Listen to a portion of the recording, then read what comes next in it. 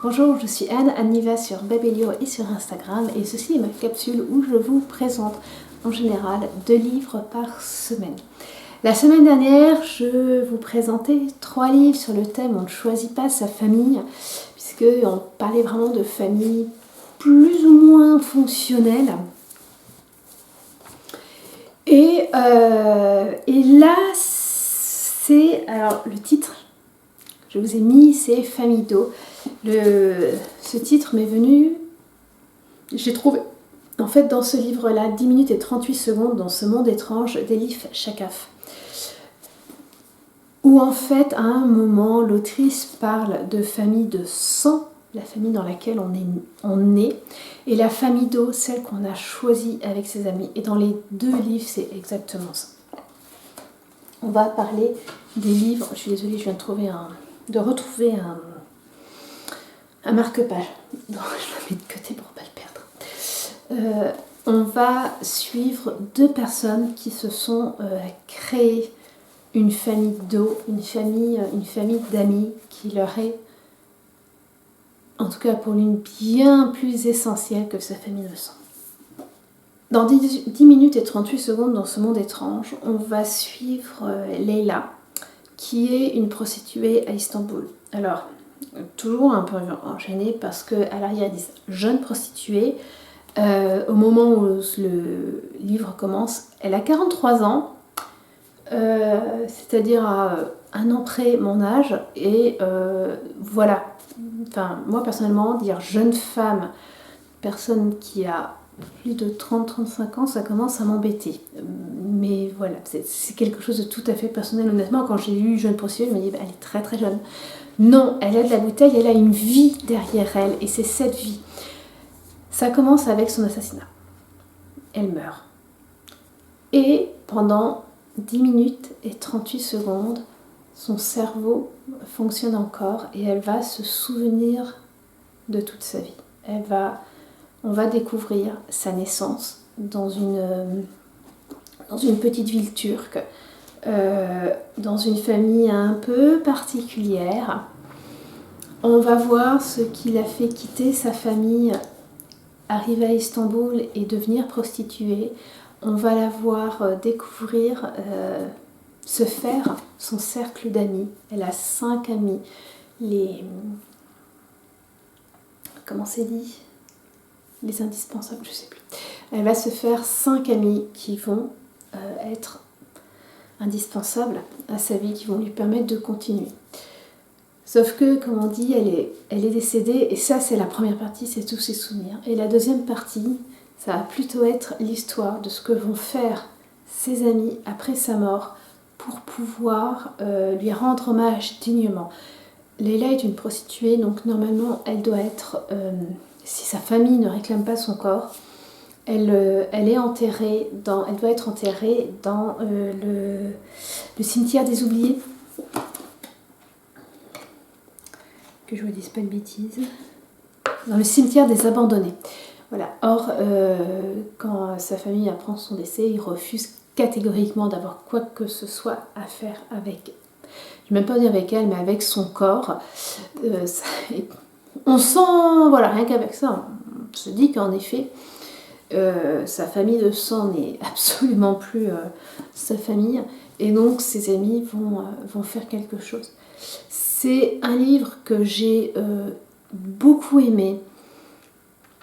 Il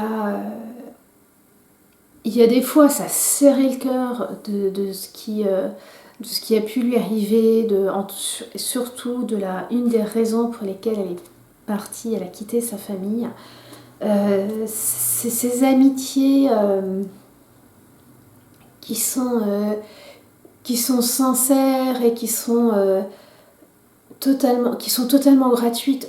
Vous allez me dire, c'est le principe d'une amitié, mais là, vraiment, il n'y a aucun moment, Ouais, non, enfin bref. Voilà, tout ça, ce que font ses amis après, c'est aussi... Enfin, moi, ça m'a... J'ai trouvé ça très poignant, j'ai vraiment aimé. L'autrice a écrit plusieurs autres livres. Une fois que mes livres à lire, mon tas de livres à lire a un peu diminué. Je pense que j'irai découvrir un peu plus en profondeur cet auteur, cette autrice. Je vous conseille fortement, c'est pas toujours facile à lire, ça il faut savoir, il y aurait plein, ce qu'on appelle maintenant de trigger warning, il y a plein de choses qui peuvent, je vais pas dire choquer, mais qui peuvent déranger des personnes, mais c'était tellement beau comme lecture, en 10 minutes et 38 secondes dans ce monde étrange. On va aussi suivre une famille, une de ces familles d'eau, une de ces familles que l'on se crée autour de soi dans Les Mémoires d'un chat d'Hiro Arikawa. Je l'ai dit bien, oui c'est bien ça, d'Hiro Arikawa. J'ai acheté ce livre totalement par hasard, bon, comme souvent, hein, le précédent aussi. Hein, ça c'est des livres vraiment qui m'ont pas été conseillés par quelqu'un ou j'en ai pas entendu parler dans un vlog lecture ou dans une vidéo YouTube ou sur Instagram. C'est vraiment des livres que j'ai pris totalement au hasard et je suis super contente de les avoir vus, même si après je l'ai vu celui-là passer une ou deux fois. On va suivre un chat qui va se faire, au début c'est un chaton, allez, on va dire un petit chat errant dans les rues de Tokyo, et il va se faire adopter, mais très lentement, par un jeune homme qui s'appelle Satoru. Voilà, ça c'est le début, ça se passe bien, et puis 5 ans après, Satoru ne peut pas garder son chat, qu'il a appelé Nana, et fait le tour de ses amis pour trouver quelqu'un qui l'adopterait. Et il commence par un ami qui s'est fait en école primaire. Et avec cette rencontre, on va découvrir ce qui s'est passé pour Satoru pendant sa primaire. Ensuite, cet ami-là ne va pas pouvoir adopter Nana, donc il passe à un autre ami, un ami du collège. Même chose, on voit ce qui se passe, ce qui s'est passé au collège. Puis on verra un ami du lycée. Et enfin, c'est vers sa tante que Satoru se tournera. On comprendra à ce moment-là pourquoi il cherche à faire adopter Nana. Et j'ai trouvé ce livre, mais d'une beauté. C'est un livre japonais et il y a vraiment cette écriture assez spéciale où avec très peu de mots, ils disent beaucoup de choses, où il y a des... Rien que d'y penser, j'ai presque les larmes qui me montent.